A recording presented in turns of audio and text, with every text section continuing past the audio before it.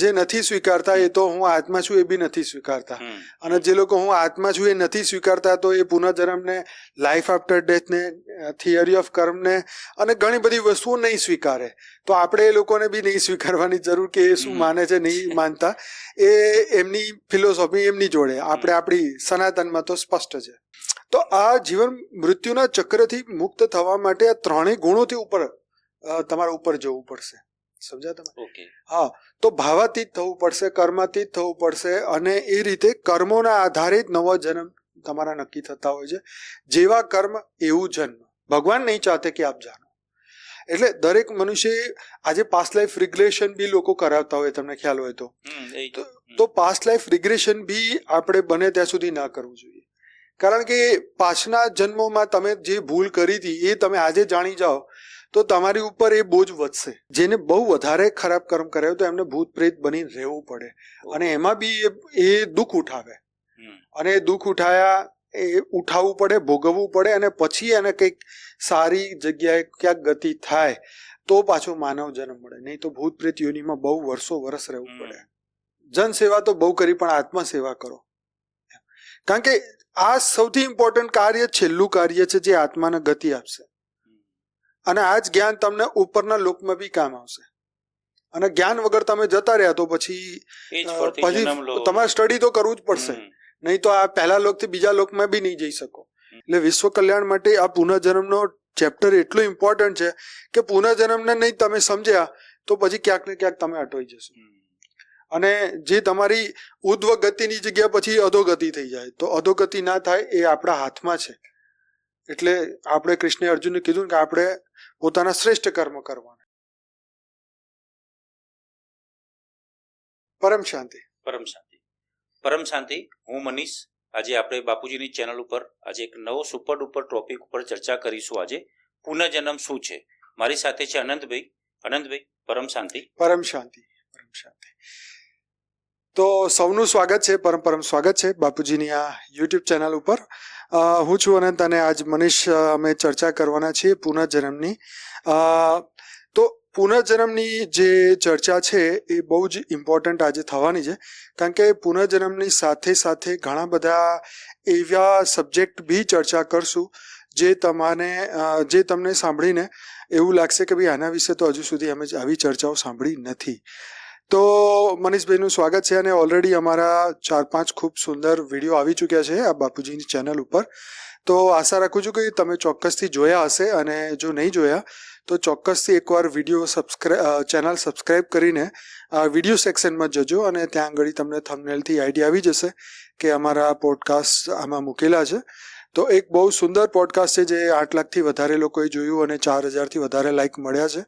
તો તમે બી એ પોડકાસ્ટ ખાસ જોજો, કારણ કે એ ખૂબ જ ઇમ્પોર્ટન્ટ પોડકાસ્ટ છે. તો શરૂ કરીએ આ નવા સબ્જેક્ટ ઉપર. અનંતભાઈ, લોકોના મનમાં એ પ્રશ્ન છે, શું પુનર્જન્મ ખરેખર થાય છે કે ખાલી માનવીની કલ્પના છે? જો પુનર્જન્મ માટે તો આપણા શાસ્ત્રોમાં એટલા બધા સંકેતો આપેલા છે, એટલું બધું સીધું ડાયરેક્ટ ઇન્સ્ટ્રક્શન આપેલું છે. ગીતામાં, રામાયણ, મહાભારત, બધી જગ્યાએ વેદ, ઉપનિષદ, પુરાણોમાં પુનર્જન્મને પ્રૂવ કરવામાં આવ્યું છે. અને ઇવન ભારત સરકારે બી લગભગ 1950ની આજુબાજુમાં એક એવો ઇન્સિડન્ટ બન્યો હતો, એમાં એક નાની છોકરી એ કહ્યું કે હું મારું પાસ્ટ જન્મ એક જગ્યાએ થયો હતો, ત્યાં મારા માતા પિતા હતા, ભાઈ બહેન. તો ભારત સરકારે પોતાની ઇન્વેસ્ટિગેશન કરાવીને પ્રૂફ કર્યું કે ભાઈ પુનર્જન્મ થાય છે. અને હવે તો ખાલી સનાતન વાળા નહીં, આખી દુનિયાના બધા લોકો પુનર્જન્મને માને છે. તમે સમજ્યા? તો પુનર્જન્મ જે છે ને એક શું કહેવાય, આ બ્રહ્માંડનું પરમ સત્ય છે. પણ લોકો સ્વીકારતા નથી. એ લોકો બધું એવું જ કહે છે કે નથી, આવું કોઈ છે જ નહીં. નહીં, એ જે નથી સ્વીકારતા એ તો હું આત્મા છું એ બી નથી સ્વીકારતા, અને જે લોકો હું આત્મા છું એ નથી સ્વીકારતા તો એ પુનર્જન્મને, લાઈફ આફ્ટર ડેથને, થિયરી ઓફ કર્મને અને ઘણી બધી વસ્તુઓ નહીં સ્વીકારે. તો આપણે એ લોકોને બી નહીં સ્વીકારવાની જરૂર કે એ શું માને છે નહીં માનતા, એ એમની ફિલોસોફી એમની જોડે, આપણે આપણી સનાતનમાં તો સ્પષ્ટ છે. પુનર્જન્મ જે કોઈ બી જગ્યાએ ઉલ્લેખ છે આપણો કોઈ ધર્મ ગ્રંથોમાં કે ક્યાંય શાસ્ત્રોમાં ઉલ્લેખ કરેલો છે પુનર્જન્મનો? પુનર્જન્મની તમારે વ્યાખ્યા જાણવી હોય તો મહાભારત કાળમાં બી એક આવેલી છે. અર્જુનને અને અભિમન્યુના એક ચેપ્ટરમાં જ્યારે અભિમન્યુની આત્માને પાછી બોલાવાય છે, જ્યારે એનું મૃત્યુ થઈ જાય છે ત્યારે, તો એ વખતે ભગવાન કૃષ્ણ એની આત્માને બોલાવે છે, ફરી એમની જોડે મુલાકાત કરાવે છે અને એને બી કહ્યું કે આપણે પૂર્વજન્મના કર્મોના આધારે આપણે અહીંયા મળ્યા હતા અને આપણી એ યાત્રા અહીંયા પૂરી થાય છે. નચિકેતા અને યમરાજની સ્ટોરીમાં બી એ બતાવવામાં આવે છે કે ભાઈ મારે હવે નવો જન્મ નથી લેવા, મારે ધરતીનું સુખ નથી જોઈતું, મારે જીવન મુક્ત બનવું છે, મારે અનંતકાળનું જે શાંતિ છે એ જોઈએ છે. એટલે પુનર્જન્મના ચક્રમાંથી બહાર આવવા માટે તો વેદ ઉપનિષદ પુરાણોમાં તો ઘણી બધી સ્ટોરીઓ આપણને જાણવા મળે છે, કારણ કે કર્મના આધારે જ તમારો નવો જન્મ નક્કી થતો હોય છે. જી ઓકે. તો માનો કે આજે જે ધરતી લોક પરથી જે આત્મા છોડીને જાય છે એ પુનર્જન્મ લે છે કે શું છે? ના, દરેક આત્માઓને પુનર્જન્મ નથી મળતો. જેમ આપણું આ માનવ જન્મ છે એ બહુ જ મહત્વપૂર્ણ છે અને એ કહે છે કે ભાઈ 84 લાખ જન્મ પછી તમને આ ચક્રમાં 84 લાખ જન્મ પછી તમને એક મનુષ્ય તરીકેનો એક જન્મ મળે છે. એટલે તમે વિચારો કે દરેક આત્માએ કેટલું વેઇટ કરવું પડતું હશે, રાઈટ? એટલે માનવ જન્મ બહુ ઇમ્પોર્ટન્ટ છે, દરેકને નથી મળતો, પણ હા પુનર્જન્મ છે એ તો પાકી વાત છે. ઓકે. શું પુનર્જન્મ ખરેખર થાય છે? કર્મ અને પુનર્જન્મ વચ્ચે શું સંબંધ છે? આ બહુ ઇમ્પોર્ટન્ટ વાત છે, કર્મ અને પુનર્જન્મ, કારણ કે કર્મોનો જ આધાર છે પુનર્જન્મ. કર્મ જ નક્કી કરે છે કે તમારો પુનર્જન્મ થશે કે નહીં થાય. આપણા સનાતન ધર્મની અંદર દરેકને એવી ફ્રી વિલ છે કે તમે જ્યારે ધારો ત્યારે આ કર્મ ચક્રથી નીકળીને જઈ શકો છો બહાર. તમને જરૂરી નથી કે તમે જન્મ અને મૃત્યુના ચક્રમાં તમે ફસાયેલા રહો. શાસ્ત્રમાં કહેલું છે કે જીવન મૃત્યુ એ એક રોગ છે, તમે એને પહેચાનો અને એમાંથી બહાર નીકળવાની કોશિશ કરો. તો ઘણી બધી દિવ્ય આત્માઓ આમાંથી બહાર નીકળે છે, મોક્ષ પ્રાપ્ત કરે છે. ઉપરના જે હાયર ડાયમેન્શન છે જ્યાં જન્મ મૃત્યુ નથી થતું, જન્મ મૃત્યુ ધરતી ઉપર, 5 તત્વોનું શરીર ધરતી ઉપર મળે છે. તો ઉપરના જે લોક છે, ભૂલોક, આપણું ધરતી, ભુવરલોક, સ્વરલોક, જનલોક, તપલોક, મહરલોક, બ્રહ્માપુરી, વિષ્ણુપુરી, શિવપુરી, પરમધામ, તો ત્યાં આગળ એસ્ટ્રલ બોડી હોય છે, આકારી રૂપ હોય છે. ત્યાં આગળ 5 તત્વોનું શરીર નથી હોતું અને પરમધામમાં તો આત્મા નિરાકારી રૂપમાં હોય છે. તો આ ભલે માયાનું આવરણ છે આ બધું, બ્રહ્માપુરી, વિષ્ણુપુરી, શિવપુરી અને આ પૃથ્વી સુધી બધું જ, પણ પુનર્જન્મ તો માનવ તરીકે ધરતી ઉપર એક જ વાર અહીંયા આગળ થતો હોય છે. મનુષ્યનું રૂપ આપણને એક જ વાર અહીંયા મળતું હોય છે. માનો કે મારા સારા કર્મો હોય અને કોઈ કારણસર શરીર છોડી દઈએ આપણે, તો એ ફરતી જન્મ થશે કે શું થશે એ થોડું જાણવું હોય તો? બિલકુલ. તો આપણે સારા કર્મ હોય તો એનું સારું ફળ ભોગવવા માટે આપણે ફરીથી ધરતી ઉપર આવતા હોય છે. એટલા માટે એવું કહેવામાં આવે છે કે 3 ગુણ છે, સતોગુણ, રજોગુણ અને તમોગુણ. આપણે ત્રણેયથી ઉપર, બરાબર, 3 ગુણોથી ઉપર ઉઠવાનું છે. કારણ કે સારું કરશું તોય ભોગવવું પડશે, ખરાબ કરશું તોય ભોગવવું પડશે. હવે ઘણી વાર અત્યારે હસી મજાકની રીલોમાં નહીં કે અરે અમારે કો તો ઇતના પૈસા ખર્ચ કરના પડ રહા હૈ, અમારે તો આટલું બધું કરવું પડે છે, એટલે એક એવો વ્યંગ બતાવવામાં આવે છે કે જો મારે કેટલું બધું સુખ છે જીવન, તો એ એવું બતાવે છે કે ભાઈ સારા કર્મને બી ભોગવવા ધરતી ઉપર આવવું પડે છે. તો આ જીવન મૃત્યુના ચક્રથી મુક્ત થવા માટે આ 3 ગુણોથી ઉપર તમારે ઉપર જવું પડશે. સમજ્યા તમે? હા. તો ભાવાતીત થવું પડશે, કર્માતીત થવું પડશે અને એ રીતે કર્મોના આધારે જ નવો જન્મ તમારા નક્કી થતા હોય છે. જેવા કર્મ એવું જન્મ. ઓકે. માનો કે મારો બીજો જન્મ પુનર્જન્મ થયો, તો મારું જે પાસ્ટ જન્મ જે હતો એનું યાદ શક્તિ મને રે નેક્સ્ટ જન્મમાં કે નહીં? ના, આ બ્રહ્માંડની અંદર જે સિસ્ટમ ભગવાને મૂકેલી છે એમાં કોઈ બી મનુષ્યને એના પાસ્ટ જન્મ વિશે જાણકારી નથી હોતી. ઓકે. એ સિસ્ટમ જ એવી રીતે મૂકવામાં આવે છે, કારણ કે આપણે જો આપણું પાસ્ટ લાઈફ જાણી લઈએ અથવા જો આપણે આપણું ફ્યુચર જાણીએ તો એનાથી આપણું આજના કર્મ ખરાબ થઈ શકે. માન લો કોઈને ખબર પડે કે ભાઈ 10 દિવસ પછી મારે એક્સિડન્ટ થવાનો, તો પેલો ઘરથી બહાર જ ના નીકળે, તો એનું કર્મ ચક્ર ખરાબ થઈ જાય. જ્યાં તમે શ્રેષ્ઠ કર્મ કરી શકો છો એ તમે નહીં કરો, તમે ડરથી અંદર રહી જશો. સમજ્યા તમે? સાચી વાત. એટલે તમારે ભવિષ્ય જાણવું ના જોઈએ. મહાભારતમાં બી કહેલું સંજય શું નામ ધૃતરાષ્ટ્રને कि भाई अगर भगवान चाहते तो आप अपने भविष्य को और पास्ट को जान पाते, लेकिन भगवान ने ये सिस्टम नहीं, भगवान नहीं चाहते कि आप जानो. એટલે દરેક મનુષ્ય આજે પાસ્ટ લાઈફ રિગ્રેશન બી લોકો કરાવતા હોય, તમને ખ્યાલ હોય તો પાસ્ટ લાઈફ રિગ્રેશન બી આપણે બને ત્યાં સુધી ના કરવું જોઈએ. કારણ કે પાછના જન્મોમાં તમે જે ભૂલ કરી હતી એ તમે આજે જાણી જાઓ તો તમારી ઉપર એ બોજ વધશે કે અરે મેં તો આવું પાપ કરેલા છે, તો તમે આજના શ્રેષ્ઠ કર્મ નહીં કરી શકો. એટલે તમે પૂર્વજન્મને જાણવાની કોશિશ ન કરો, એ તમારા માટે સારું છે, દરેકના માટે. માનો કે નેક્સ્ટ જન્મ હોય તો એ જન્મ ઉપર આગામી સ્થળ કે પરિવાર પસંદ હું કરી શકું? એ વાત સાચી છે કે મનુષ્ય જે દિવ્યાંગ ગત આપણે કહીએ, જેનું મૃત્યુ થઈ ગયું છે, એ પોતે સ્થળ અને ફેમિલી પસંદ કરતા હોય છે. કારણ કે એનું કે એક આખું કુળ હોય છે, બરાબર છે. જેમ કે આપણા દાદા પરદાદા, તો જેની જોડે આપણું કર્મ બંધન હોય એને સુખ આપવા અથવા એને આપણે દુઃખ આપવા માટે આપણે એના સંપર્કમાં આવીએ છીએ. તો આપણે તમે જુઓ કે માન લો કે આજે આપણું અહીંયા મૃત્યુ થાય તો કોઈ આફ્રિકાના જંગલમાં કોઈ જંગલીના ઘેર આપણે પેદા થવાના નથી. ઓકે, સમજ્યા? કે ભાઈ આપણે ગમે તેના ઘેર પેદા ન થઈ શકીએ. જ્યાં આપણું કર્મ બંધન હોય, જ્યાં હિસાબ કિતાબ હોય, જ્યાં લેણા દેણી બાકી હોય, ત્યાં આગળ જન્મ થાય. જેમ અભિમન્યુનો જન્મ થયો તો કૃષ્ણ ભગવાને એને એક કોઠો નતો શીખવાડ્યો, છેલ્લો જે બહાર કઈ રીતે નીકળવા. કારણ કે અંદરથી અભિમન્યુની જે આત્મા હતી એ દુશ્મન હતી કૃષ્ણ અને એમનો બે જણનો વેરઝેર હતો. તો કહેવાનો મતલબ એ હતું કે એમને એને અધૂરું જ્ઞાન આપ્યું. તો કોણ કોનું છે એ આ ધરતી ઉપર નક્કી નહીં કરી શકો તમે. ઓકે, એટલે જન્મ જે થવાનો છે એનું સિલેક્શન આપણે કર્મ બંધનને ચૂકવવા માટે કરતા હોય છે. એટલે જે કર્મોથી બંધાયેલા છે આપણી જોડે, આપણે એના ત્યાં જ આપણો જન્મ થાય. અને બધું સૂક્ષ્મ જગતમાં પહેલેથી નક્કી થઈ જતું હોય. જે આપણા એન્સેસ્ટરો જે છે, જે આપણી પૂર્વજોની આત્માઓ છે, એ બધા નક્કી કરે કે ભાઈ હા હવે તું જા ધરતી ઉપર જન્મ લે, અથવા તું આ કરજે ધરતી ઉપર જઈને. આ બધું પહેલેથી સિલેક્ટ થઈ જતું હોય છે. હવે માનો કે આજે કોઈ શરીર કોઈ છોડ્યું, કોઈ આત્મા છોડી, તો એ પુનર્જન્મ કેટલા દિવસ પછી લઈ શકે ધરતી પર? લેવામાં તો શાસ્ત્રોમાં તો એવું કહે છે કે ભાઈ 13 દિવસ પછી, અથવા કોઈ જગ્યાએ 9 દિવસની વાત હોય, કોઈ જગ્યાએ અઠવાડિયાની વાત હોય, એ લઈ શકે છે પુનર્જન્મ જ્યારે ઈચ્છા હોય ત્યારે. પણ શું છે કે ઘણી વાર મૃત્યુ વખતે દરેક આત્માની અલગ અલગ કન્ડિશન હોય. કોઈ એટલું બધું દુઃખમાં હોય, જેમ કે અત્યારે કોઈ જીવતું વ્યક્તિ જ કે મારે નથી લેવો જન્મ, તો મર્યા પછી બી હાલ કોઈ સ્ટેટમેન્ટ બદલાવાનું નથી, બરાબર. તો એ જે શોક પીરિયડમાંથી જયારે બહાર નીકળે એ આત્મા પોતે, જેનું મૃત્યુ થયું એ, પછી એને એવું લાગે વર્ષ 2 વર્ષ પછી કે ના હવે મારે ફરીથી જવું છે, તો એ પાછી આવી શકે. પાછી વેઇટ એન્ડ વોચ. તો દરેકનો તરત જ થઈ જાય એવું જરૂરી નથી, એની કેપેસિટી ઉપર હોય છે. ઘણી વાર તો શાસ્ત્રોમાં લખ્યું કે એ લોકોના માતા પિતા મળે નહીં ત્યાં સુધી એ છોકરાને વેઇટ કરવું પડે. ઘણી વાર વેઇટિંગ છે.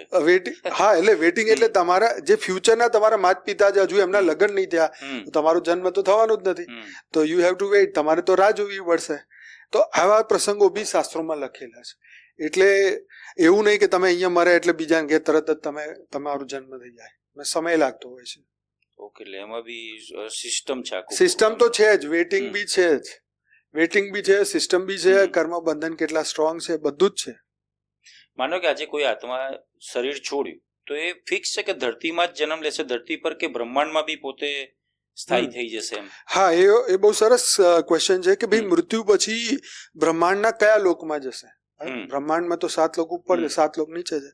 હવે કર્મના આધારે જો જીવનમાં એને જ્ઞાન પ્રાપ્ત કર્યું હોય ને તો એ ઉપરના લોકમાં જઈ શકે. પણ જો એને ખરાબ કર્મ કર્યા હોય તો જેમ કે છે ને સ્વર્ગમાં અને નર્ક, સ્વર્ગ અને નર્ક, સનાતનમાં એવું કહેવાય છે કે ભાઈ મૃત્યુ પછી સ્વર્ગ અને નર્કમાં તમે જાઓ છો. બીજા ધર્મોમાં એવું કહે છે, જેમ કે ઇસ્લામ ધર્મમાં એવું કહે છે કે મૃત્યુ પછી તમારે કબરમાં રહેવાનું છે, અને પછી જ્યારે કયામતનો દિવસ આવશે ત્યારે ભગવાન જે છે એમના અલ્લાહ એ નક્કી કરશે કે તું સ્વર્ગમાં જઈશ અથવા નર્કમાં જઈશ. એવી રીતે ક્રિશ્ચિયન લોકો બી જજમેન્ટ ડે ને માને છે. એ લોકો બી એમને બી એવું કહેવાનું કે તમારે વેઇટ કરવાનું છે કબ્રમાં, અને પછી જ્યારે જજમેન્ટ ડે આવશે ત્યારે નક્કી કરશે પરમાત્મા કે ભાઈ તમારે હેલમાં જવું કે હેવનમાં જવું. પણ આપણા સનાતનમાં એવું કહેવામાં આવ્યું છે કે જ્ઞાની હોય તો સીધો ઉદ્વગતિમાં જાય, અને જો અજ્ઞાની હોય તો એને ધરતી ઉપર હિસાબ કિતાબ સેટલ કરવા પડે, અને સારી આત્મા હોય તો એ સ્વર્ગવાસી થઈ જાય. આપણે લખે છે ને છાપામાં કે સ્વર્ગવાસી થયા તો એ જઈ શકે, સારા કર્મ હોય તો એ જઈ શકે, સુખ ભોગવી શકે.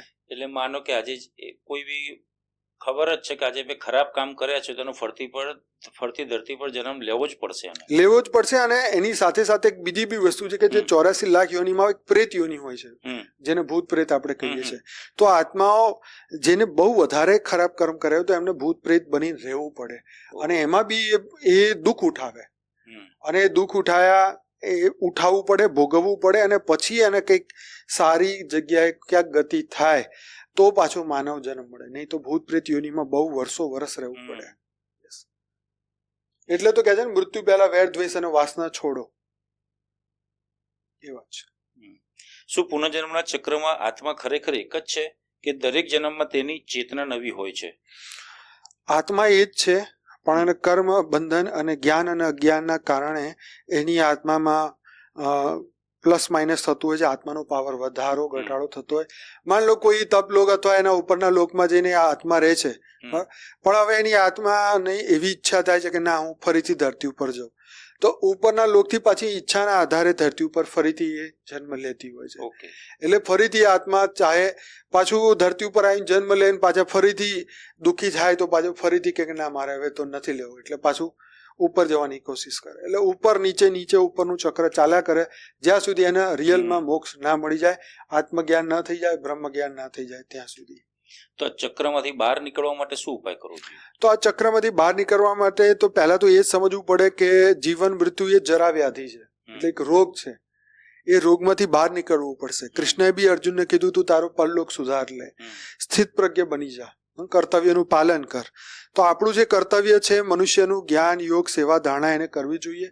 જ્ઞાન યોગથી એની આત્માનું જાગરણ થાય, અને આ મનુષ્ય લોક છે, આ મૃત્યુ લોક છે, એ આપણને ઓળખાણ થાય, આપણે સમયની પહેચાન થાય કે ભાઈ આ કયો સમય ધરતી ઉપર ચાલી રહ્યો છે, કેટલા ચક્ર ફરી ચૂક્યા છે. 28મો કળિયુગ ચાલી રહ્યો છે, તો 27 કળિયુગના ચક્ર ફરી ચૂક્યા છે, અને છતાં બી આપણે જો હજુ એમ વિચારીએ કે ના હજુ તો હું આવતા વર્ષે કંઈક કરીશ અથવા આવતા જન્મમાં કંઈક કરીશ, તો તમે એ વિચારો કે 27નું તો ખબર નહીં, પણ 28મું બી બગડશે. અને હજુ બી જો 28નું જે બાપુજી મલ્ટીવર્સ પરિવર્તનની વાત કરે છે, જો એ નહીં થયું તો પાછું ફરીથી કળિયુગની ટાઈમ પૂરો થશે, અને પછી ફરીથી, કારણ કે હજુ તો શાસ્ત્રના પ્રમાણે તો હજુ બીજા 46 ચક્ર બાકી છે. તમે સમજે? તો આ ધરતી ઉપર એ છે કે તમે ક્યારે જાગૃત થાવ છો, તમે શું જાણો છો, તમે પોતાના માટે શું કર્યું. ધરતી લોકની કમાઈ તો બહુ કરી લીધી, ભૌતિક જગતનું તો જ્ઞાન બહુ લઈ લીધું, પૈસા કમાઈ લીધા, ગાડી બંગલા મહેલ બધું કરી લીધું, પણ તમે આત્મા માટે શું કર્યું? તમે કઈ કર્મની કરન્સી તમે ઉપર લઈ જાઓ છો, કયા તમારા શ્રેષ્ઠ કર્મ છે, કયા તમારા વિશ્વ કલ્યાણના સંકલ્પ છે, તમે વિશ્વના કલ્યાણ માટે શું કર્યું, શું વિચાર કર્યા. એ બધી વસ્તુ બહુ મહત્વનું છે કે આપણે લાઈફનો પર્પસ નથી જાણતા, એ જાણવું જરૂરી કે જીવન આપણને કેમ મળ્યું છે. આપણું જીવન અને જાનવરના જીવનમાં ફરક શું? ભગવાને તમને ચેતના આપી, ભગવાને તમને કોન્શિયસનેસ આપી, ભગવાને તમને સમજ શક્તિ આપી જે જાનવરો નથી, તો આપણને કેમ એક્સ્ટ્રા આપી? આપણે કંઈક તો આપણું સારા લકી કહેવાય ને. તો એ બધી વસ્તુ જાણવાની જરૂર છે કે આ ધરતી ઉપર કેમ આવા ચક્કર ફરે છે, સર્જન કેમ થાય, વિસર્જન કેમ થાય, જાગૃતિ કેમ આવે, કેમ લોકો દુઃખી છે, કેમ સુખી નથી થતા, દુઃખનું કારણ શું, આપણે પોતે કેમ ફસાયેલા છે, આપણું દુઃખનું કારણ શું છે, આપણી અંદર જ્ઞાન કેમ જતું નથી, આપણી અંદર જ્ઞાન કેમ કેન્દ્રિત થતું નથી, કેમ આપણો યોગ લાગતો નથી. આપણી ઉપર પોતાની ઉપર ફોકસ કરો કે આધ્યાત્મ લેવલ ઉપર કઈ જગ્યાએ આપણું બંધન છે અને બંધનનું કારણ શું છે. સૂક્ષ્મ ઓબ્ઝર્વેશન કરવું પડશે. કામ, ક્રોધ, લોભ, મોહ, અહંકાર, વેર, દ્વેષ, વાસના આ આપણામાં પર્સન્ટેજમાં કેટલા પ્રતિશત છે. તો જ્યારે તમે શુદ્ધાત્મા બનો, તમે દિવ્ય આત્મા બનો, ત્યારે તમે અહીંથી નીકળી શકો ને. નહીં તો કર્મનું ચક્ર હંમેશા પ્લસ અથવા માઇનસ રહેવાનું, ચાલુ જ રહેવાનું છે. એટલે તો કીધું ને કે ઈચ્છા છોડ દે. કૃષ્ણએ અર્જુનને કીધું તું ઈચ્છાઓથી મુક્ત થઈ જા, કારણ કે ઈચ્છા જ બધી વસ્તુનું મૂળ કારણ છે. આપણે એમ કે પડોશીને સાપ કરડે તો મને મજા આવે, તારા ચક્કરમાં તે આવી ખરાબ ઈચ્છા કરી, જે ઈચ્છામાં તારો ક્રોધ છે, તો આવી ઈચ્છાઓ કેમ કરી તમે? આવી ઈચ્છાઓ બંધનનું કારણ છે.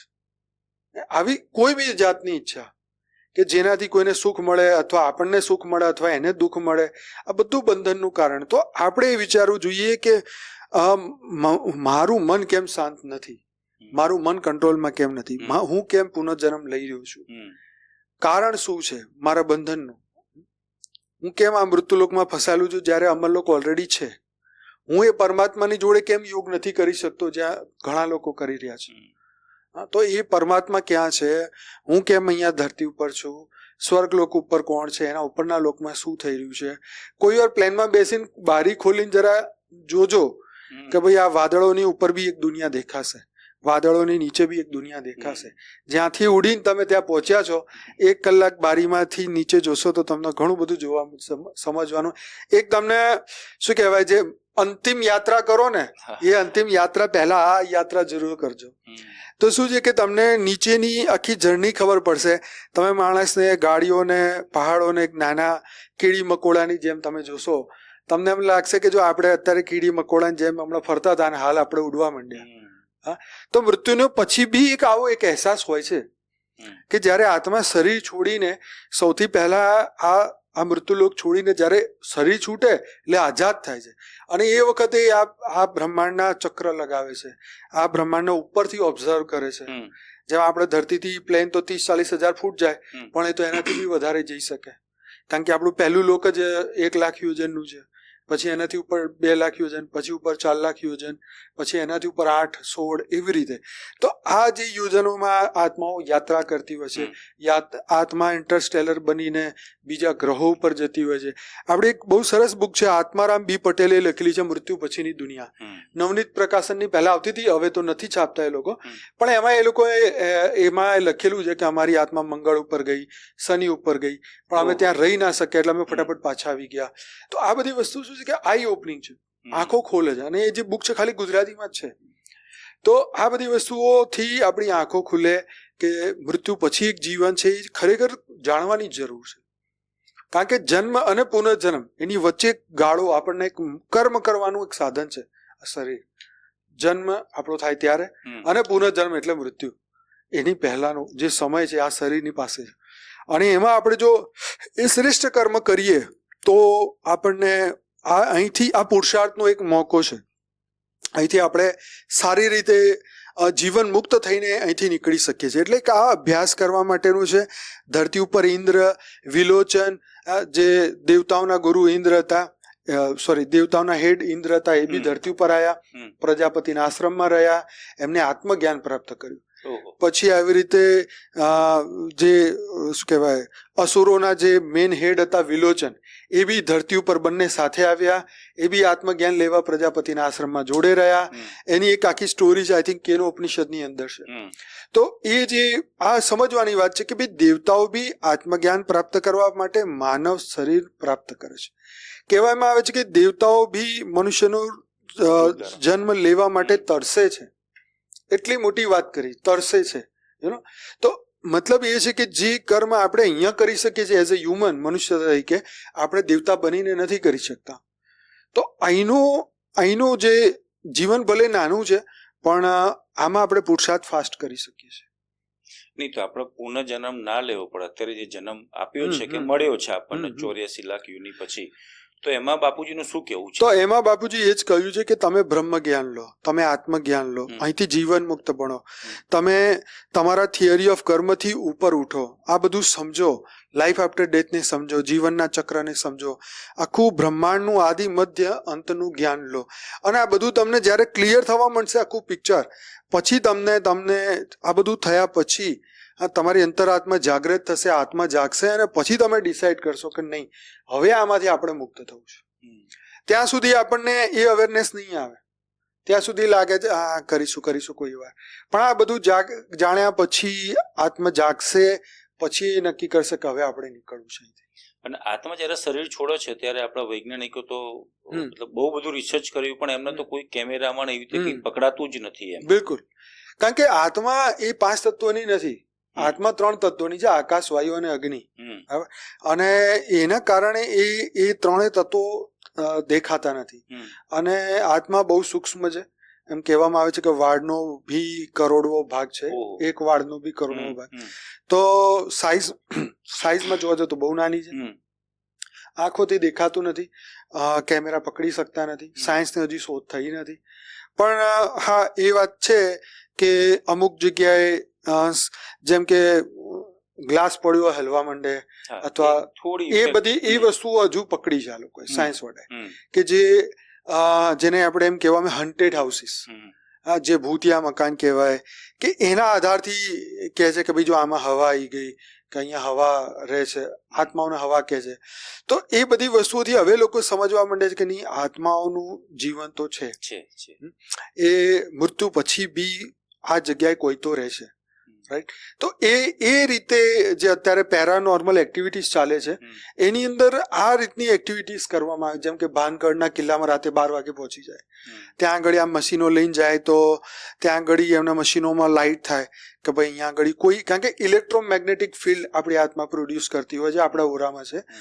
તો ત્યાં આગળ એ ઓરાને પકડવાનો ટ્રાય કરે છે, એટલે એ મશીનથી, એટલે ત્યાં લાઇટો થાય એટલે એમને ખબર પડે કે ભાઈ અહીંયા કોઈ છે. ઘણી વાર એ લોકો એને પૂછે તમે ભાઈ હોય તો લાલ લાઇટ કરો, બેન હોય તો લીલી લાઇટ કરો, આવી બધી તમે જોજો. તો આ બધું આપણને એમ જાગૃતિ લાવે કે યાર કંઈક તો છે. અને આ તો કરોડો વર્ષોથી આવી આત્માઓ ભૂત પ્રેત બનીને બેઠી છે, રાહ જુએ છે નવા જન્મ માટેની. પણ આ શું છે કે આ જ્ઞાન એમને મળતું નથી, આવું એમને કહેવા વાળા માનતા નથી. જ્યાં આગળ પંડાલ થાય, જ્યાં આગળ રામાયણ મહાભારત ગીતાના પાઠ થતા હોય, એ લોકો સાંભળે પોતાનું કલ્યાણ કરવા માટે, અને પછી એ લોકો પાછા ફરીથી ટ્રાય કરે સારા ઘરમાં જન્મ લેવાનો, અને જો એમને ઘરમાં જન્મ મળી જાય તો પછી પોતાનું કલ્યાણ બી એ લોકો કરતા હોય. એટલે તમારું કેવું એવું છે કે માનો કે કોઈ મોટી કથા ચાલતી હોય, કોઈનો સત્સંગ ચાલતો હોય, કે બાપુજીનો કાર્યક્રમ ચાલતો હોય આપણો, તો ભૂત પ્રેત જે બી આત્માઓ છે એ સાંભળતા જ હોય. ઇવન અમારા બાપુજી તો એમ કે છે કે તમે તમારા ઘરે જો બાપુજીના વિડીયોને તમે દિવસ રાત ચાલુ રાખો તો તમારા પૂર્વજોની આત્માઓ જે તમારા ઘરમાં બેસેલી છે એ બી આને સાંભળશે, અને એ બી સાંભળીને એનું પરિવર્તન કરશે. આ બહુ મોટી વાત છે. ઓહો. કારણ કે એ જ વસ્તુ પંડાલોમાં થતી હોય છે. પંડાલોમાં સાધુ સંત મહાત્મા જે બી છે એ બધા ગીતા રામાયણ મહાભારતના પાઠ કરે, અને એ સાંભળીને એ આત્મા પછી નક્કી કરે ભાઈ મારાથી શું ભૂલ થઈ જીવનમાં, એ પોતાની ઉપર કામ કરે અને પછી એ ત્યાંથી મુક્ત થાય. મોહ માયા છૂટે ને. હા, ઓકે. મોહ માયા છોડવા માટે જ આ બધું આખું પ્લાનિંગ થયેલું સૂક્ષ્મ જગતમાં, કે આત્માઓને આ ભાવથી પાર કરવા માટે, બંધનમાંથી મુક્ત કરવા માટે આ બધા કાર્યક્રમો ચાલતા હોય છે. સૂક્ષ્મ જગતમાં બહુ મોટા કાર્યક્રમો ચાલતા હોય છે. જેમ આપણે ધરતી ઉપર જોઈએ છે ને અહીંયા પંડાલ લાગ્યું છે, એવું સૂક્ષ્મ જગતમાં બી આવી રીતે કથાઓ વાર્તાઓ બધી સૂક્ષ્મ જગતની આત્માઓ કરતી હોય છે. કારણ કે આ જે ભણવાનું અહીંયા છે એ ભણવાનું ઉપર જઈને બી છે. એટલે આ એક સ્ટડી છે, એ આધ્યાત્મની સ્ટડી છે. એ આપણે અહીંયા આત્મ સ્વરૂપનું જ્ઞાન પ્રાપ્ત કરવાનું છે, અને એ પ્રાપ્ત નહીં થાય તો પછી આત્મા ભટકશે. માનો કે આજની તારીખમાં કે આ મહિનામાં કે કોઈ શરીર છોડતું હોય, કોઈ આત્મા છોડતું હોય, તો મતલબ આપણે એમને શું કહેવું જોઈએ? એમ એ જ કહેવું જોઈએ જેમ આપણે શું કરે છે કે કોઈ મૃતક મરવાનું હોય તો એને ભગવાનના ફોટા બતાવે છે કે ભાઈ આ બધાને અમને ભૂલી જાઓ ને ભગવાનના ધ્યાન લગાવો, તો શું છે કે તમે એમના ધામમાં જઈ શકો. ભગવાન રામમાં એની શ્રદ્ધા હોય તો સાકેત લોકમાં જાય, કૃષ્ણ ભગવાનની હોય તો ગોલોકમાં જાય, ભગવાન વિષ્ણુની હોય તો વિષ્ણુપુરીમાં જાય. એટલે આ વિષ્ણુપુરીમાં જ બધા લોકો આવેલા છે. તો જ્યાં જેની શ્રદ્ધા હોય ત્યાં જઈ શકે છે. તો તમારે મતલબ મૃતક આત્માને એ જ કહેવું છે ભાઈ આપણે, હું દેહ નહીં, હું આત્મા છું, અને આત્માને જાણો. પણ શું છે કે એ બહુ લેટ થઈ ગયું હોય છે, મૃત્યુ સમયે તો બહુ લેટ થઈ જાય. કારણ કે આવું બધું સાંભળ્યો સમજ્યું કોઈ સાંભળ્યું જ ના હોય તો પછી શું, અચાનક કોઈનું ડેથ થઈ જાય રોડ ઉપર એક્સિડન્ટમાં, તો હવે તો એને કદી સાંભળ્યું જ નહીં, તો હવે શું? છેલ્લી ઘડીઓમાં કદાચ છેલ્લી 5 મિનિટમાં 10 મિનિટમાં સાંભળી લેવાથી તમારા અનંત જન્મના પાપ કેવી રીતે નષ્ટ થશે? હા, એટલું થશે કે હા એ કમસે કમ એટલીસ્ટ પોઝિટિવ વસ્તુને લેશે, એ દુઃખ એવી રીતે આઘાત નહીં લગાવે કે કેમ મારું મૃત્યુ થઈ ગયું, કેમ હું મરી ગયો, કેમ મારો એક્સિડન્ટ થઈ ગયો. એ આઘાતમાંથી બહાર આવશે ખરો. અથવા આપણે એને આવું જ્ઞાન આપીએ તો એને શાંતિ મળે કે ભાઈ એને ખબર પડે કે હવે આપણે ગતિ કઈ બચ કરવું. તો ગતિ એને મળી જાય, પણ એને એ ગતિ કન્ટિન્યુ રાખવી પડે. તમે સમજ્યા વાત? એટલા માટે તો એને શ્રાદ્ધ પૂરી કરવામાં આવે છે કે ભાઈ એને શ્રાદ્ધ કરો તો એને મનને શાંતિ થાય કે ભાઈ મારી પાછળ વિધિ થઈ, મારી પાછળ દાન પુણ્ય થયું. પણ હવે તો કોઈ કરવા જ તૈયાર નથી, અથવા ઓછું કરે છે, અથવા એના નામે કોઈ 5 પૈસા ચડાવવા તૈયાર નહીં.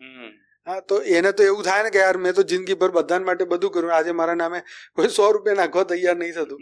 આજે મોસ્ટ એ જ વસ્તુ થાય હા, સાચી કે આજે એમની ફેમિલીના લોકો આંખો બંધ કરીને 10 મિનિટ બી એની આત્માની શાંતિ માટે યોગ નહીં કરતા. કારણ કે અભ્યાસ જ નહીં કરો ને 10 મિનિટ શાંતિથી બેસવાનો. ઈચ્છાઓ ચાલ્યા જ કરતી હોય તો પછી તમે યોગ કેવી રીતે લગાવશો એ આત્માની શાંતિ માટે? 2 મિનિટનું મૌન પાડશે, પણ મૌન પાડવાથી તો શું થશે? એનાથી આત્માને કેવી રીતે આત્મજ્ઞાન થાય? મને કહો. તમારે એને વાઇબ્રેશન મોકલવા પડે કે ભાઈ હવે તું આ જ કરજે, તું મારા 5 તત્વોના દેહને ભૂલી જજે, આપણા સંબંધોને ભૂલી જજે, તું આત્માનું કલ્યાણ કર, તું આત્મા છે, તું શરીર નહીં, તું દિવ્ય આત્મા છે, અને તું આ જ્ઞાન પૂરું કર. રામાયણ, મહાભારત, ગીતા, વેદ, ઉપનિષદ જે બી જ્ઞાન ક્યાંય બી મળે એ સાંભળીને તારું કલ્યાણ કરે. એમ આપણે એવા સંકલ્પ આલવા પડે, વાઇબ્રેશન આપવા પડે, ત્યારે એ આત્મા એમ વિચારશે કે આને મારા માટે આવા વિચારો કર્યા. કારણ કે વિચારોના વાઇબ્રેશન એ પકડી શકે આત્મા. એમ સમજ્યા? તમે વારંવાર એક જ વાઇબ્રેશન નાખ કરો તો ખબર પડે.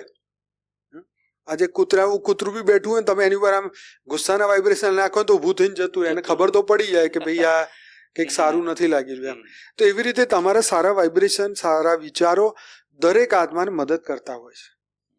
પણ એ જો પોતાની બુદ્ધિમાં માન લો કોઈ આસુરી પ્રકૃતિની આત્મા હોય તો એ પછી કોઈનું કશું સાંભળે જ નહીં, તો મહેનત કરવાની જરૂર જ નથી. એટલે એમની પાસે જઈને શું મહેનત કરવાની? એમ એ તો હવે એને સમય જ બધું શીખવાડશે. સૌથી છેલ્લું તો રસ્તો સમયનો જ છે ને. સમય દરેકને બધું શીખવાડે. નહીં તો આત્મા અહીંથી છોડીને જાય અને તમે કીધું એ પ્રમાણે આપણે સંકલ્પ કરીએ અને જો સારી આત્મા હોય તો એનું કલ્યાણ બી થાય. બિલકુલ થાય. એ પોતાની ઈચ્છા હોવી જોઈએ, એની પોતાની, કે ના મારે કલ્યાણ કરવું છે મારું, એવું એના અંદરથી ભાવ આવવો જોઈએ તો એનું કલ્યાણ થાય.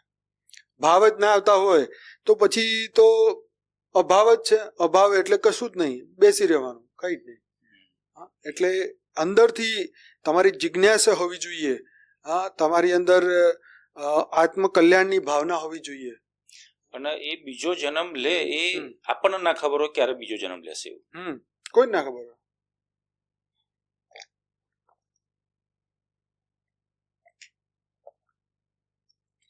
આમે આપણા બ્રહ્માંડમાં કોનો જન્મ ક્યાં થાય, કઈ જગ્યાએ જશે, એની શું ગતિ થશે, એ કોઈ બી માણસ જાણી ના શકે. આપણે અત્યારે અહીંયા બહુ સારા કર્મ કરીએ આપણે, અને આપણે એવું છેલ્લા સુધી આપણે એવો સંકલ્પ કરીએ કે ના ભાઈ મને કોઈ સારા કોઈ ધર્મ ગ્રંથિ વાળા હોય તો સારી કોઈ આત્મા હોય, જ્ઞાની આત્મા હોય, એના ત્યાં જન્મ આપતો બી પોસિબલ નથી છે. પણ તમારા કર્મ એવા હોવા જોઈએ. ધારે તો માણસ બધું સારું જ, પણ કર્મ બી તો જોઈએ ને સામે. તમારા એવા રિલેશન બી તો હોવા જોઈએ ને. કોઈના જીવનમાં તમે પ્રકાશ લાયા હોય, કોઈના જીવનમાં તમે કલ્યાણ કોઈનું કર્યું હોય, તો એ કલ્યાણના સામે તમને સેટઅપ મળે ને. એ કલ્યાણ સારા કર્મની સામે તમને સારું મળવાનું છે ને. કારણ કે મર્યા પછી બધા એમ જ કે મારું કલ્યાણ થાય, પણ કેમ નથી થતું? કેમ ભૂત પ્રેતો આટલા બધા ફરે છે? શું એમની પાછળ આ બધા પાઠ પૂજા નથી થતી? થાય છે, છતાંય ભૂત પ્રેતીઓની રહે છે. કારણ કે એમને એટલા બધા ભોગવવાના બાકી છે કર્મ કે એને રોજ શ્રાદ્ધ કરો ને તોય એનું પતે નહીં, એટલું બધું. એટલે અહીંથી જ આત્મા જે ગઈ છે એ જ ભૂત પ્રેત બન્યા છે ને. હા, એ જ બને. પાસે બધું કરેલું છે પણ એમના કર્મ ખરાબ હશે. એ બદલવા નથી માંગતી પોતાની જાતને. ઓકે, તમે સમજ્યા? એટલે એવા લોકોની ગતિ તો આ જ છે. દુઃખી થવાનું છે, ભોગવવાનું છે. જ્યારે દુઃખી થાય ને પછી જ્યારે ફરીથી એના કર્મના આધારે જન્મ મળે, પછી લૌકિક જીવનમાં બી એ લોકો દુઃખી થાય. નવો જન્મ મળે તો બી હેન્ડીકેપ બનવું પડે. તમે સમજ્યા?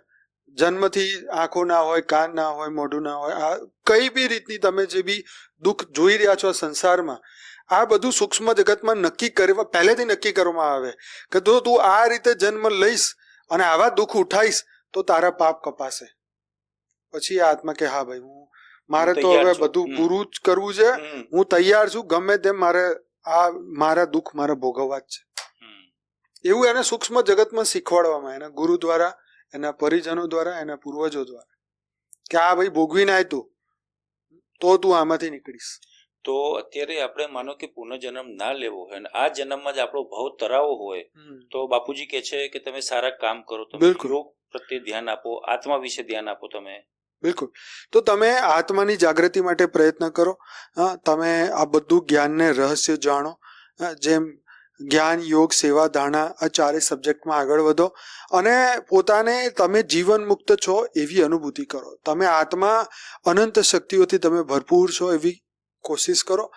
હર પલ પ્રતિપલ તમે કઈ રીતે પોતાની જાતનું કલ્યાણ કરી શકો. સ્વાર્થી બની જવું પડશે તમારે. સ્વાર્થ એટલા માટે કહું છું કે આત્માના કલ્યાણ માટે કરવું પડશે. આપણે લોક કલ્યાણ માટે તો બધે પહોંચી જ જતા હોય છે કે ભાઈ આમ કરી નાખીએ, લોકોના લગ્ન કરાવી દઈએ, કોઈ હોસ્પિટલાઇઝ કરાવી દઈએ. પણ ભાઈ હું આત્માનું કલ્યાણ ક્યારે કરીશ? જન સેવા તો બહુ કરી, પણ આત્મા સેવા કરો. કારણ કે આ સૌથી ઇમ્પોર્ટન્ટ કાર્ય, છેલ્લું કાર્ય છે જે આત્માને ગતિ આપશે. અને આ જ જ્ઞાન તમને ઉપરના લોકમાં બી કામ આવશે. અને જ્ઞાન વગર તમે જતા રહ્યા તો પછી તમારે સ્ટડી તો કરવું જ પડશે. નહીં તો આ પહેલા લોકથી બીજા લોકમાં બી નહીં જઈ શકો. કોઈ ગુરુ ધારણ કરશો તો એની 2 વાતો કાનમાં પડેલી હશે, કારણ કે ગુરુની વાત સાંભળો તો કઈ તમારી ગતિ થાય સારી. તો આ બધું જ્ઞાન તો બ્રહ્મ જ્ઞાન આપેલું જ છે શાસ્ત્રોમાં, પણ પોતે નથી સમજી શકતા. શાસ્ત્રોમાં એવું કહ્યું કે ભાઈ ગુરુ વગર વાંચતા નહીં તો તમે હલવાઈ જશો. કેમ? એમ કારણ કે તમે અર્થનો અનર્થ કરી નાખશો. એટલા માટે તો લોકો આજે રામાયણ, મહાભારત, ગીતા સળગાવે છે બુદ્ધિ વગરના. કેમ એમ કરે? કારણ કે એ કોઈ બી કદી સારી વસ્તુ ગુરુના આધારે સમજ્યા નથી, પોતાની બુદ્ધિથી. હવે તમારી બુદ્ધિ વાસનાવાળી હોય તો તમે વાસના યુક્ત થઈને જ બધું કામ કરશો. તમારા મનને ખુશ ક્યાંક મળે તે એ જ કામ કરશો. એટલે એનાથી કોઈ ફાયદો નહીં થાય. એટલે ગુરુ ધારણ કરો, જ્ઞાન પ્રાપ્ત કરો, બ્રહ્માંડનું નોલેજ લો, વેદ, ઉપનિષદ, પુરાણ, મહાભારત, રામાયણ બધું સાંભળો, સમજો, કોની શું ગતિ થઈ હતી એ બધું જાણો. અને પછી તમે વિચારો કે હું આવું વિચારીશ તો મારું શું થશે.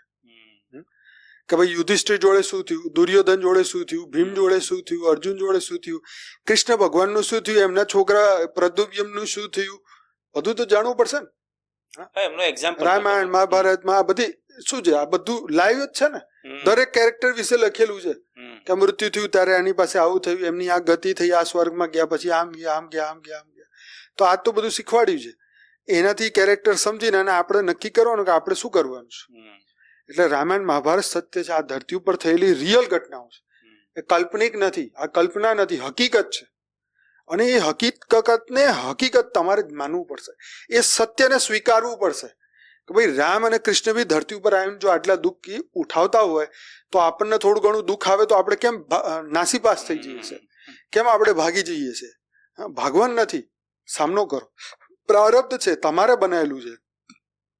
તમારી ફ્રી વિલથી તમારા પ્રારબ્ધને તમારે ચેસ કરવાનું છે. તમારે એને હરાવવાનું છે. તમારે એને તમારી તાકાત જે ફ્રી વિલની છે એને જાગૃત કરવાની, સંકલ્પ શક્તિને જાગૃત કરવાની. અને આ બધું ત્યારે જ થાય જ્યારે તમે કન્ટિન્યુ જ્ઞાન, યોગ, સેવા, ધારણા કરો. તમે ડેલી જ્ઞાન સાંભળવું પડે, ડેલી યોગ કરવું પડે. ખાલી 1 કલાક કર્યું, મહિનામાં 1 દિવસ ને કહો હું આધ્યાત્મિક છું તો એવું નહીં ચાલે. કારણ કે કન્ટિન્યુ હર દિન પ્રતિપલ કરવું પડશે. નાના છોકરું તો જન્મ ત્યારથી જ એને ભક્તિ લગાવી દેવું પડે. ત્યારે ધીરે ધીરે ભક્તિના સંસ્કારોથી પછી જ્ઞાનના સંસ્કારો આવશે. એટલે બહુ જ જરૂરી છે, પણ આના વિશે ચર્ચાઓ ઓછી થાય છે અને આપણા માટે દુઃખની વાત છે. આ ચર્ચાઓ ઘરે ઘરે થવી જોઈએ. દરેકને જીવનનો અર્થ સમજાવવો જોઈએ કે મોક્ષ પ્રાપ્તિ માટે આપણો જન્મ થયો છે, આપણા આત્મ કલ્યાણ માટે જન્મ થયો છે, વિશ્વ કલ્યાણ માટે આપણો જન્મ થયો છે. આ બધું જો આપણે ઘરમાં ચર્ચાઓ કરીએ તો છોકરાઓમાં આ બધું જ્ઞાન આવે અને એ પછી આ માર્ગ ઉપર ચાલે. આપણે ચાલશું તો એ બી ચાલશે, આપણે નહીં ચાલે તો એ બી નહીં ચાલે.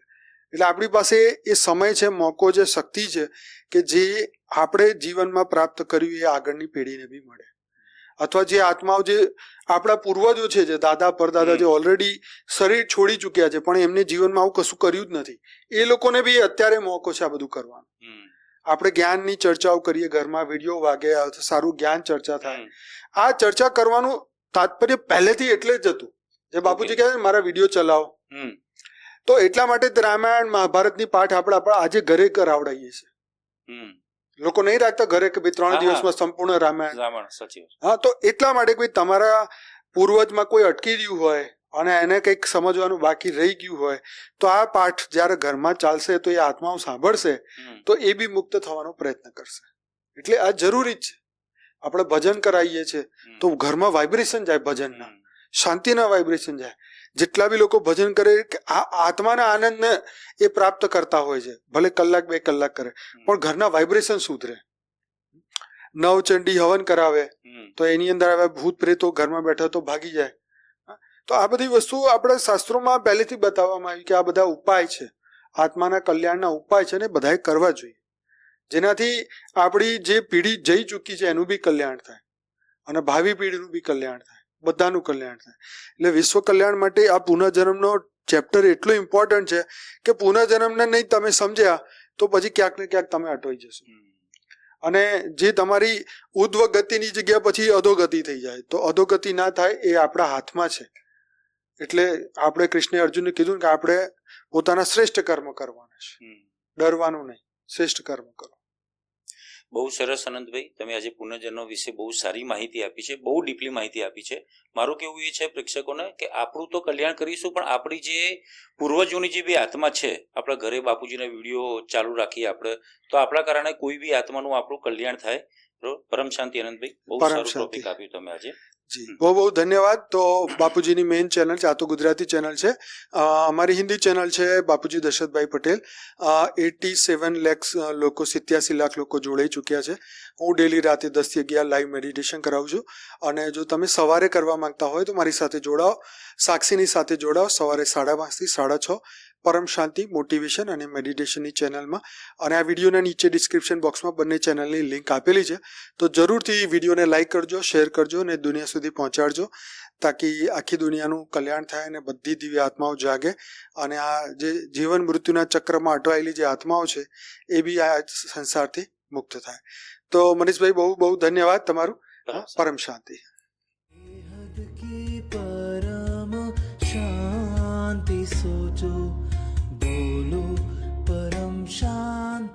Join us daily for our morning live meditation, Monday to Saturday, 5:30 to 6:30 a.m. Join us daily for live meditation, 10 p.m. to 11 p.m. on YouTube Live. Subscribe now. Website www.paramshanti.org. Email us anand@paramshanti.org. Like, share, subscribe. Join today. बेहद की परम शांति सो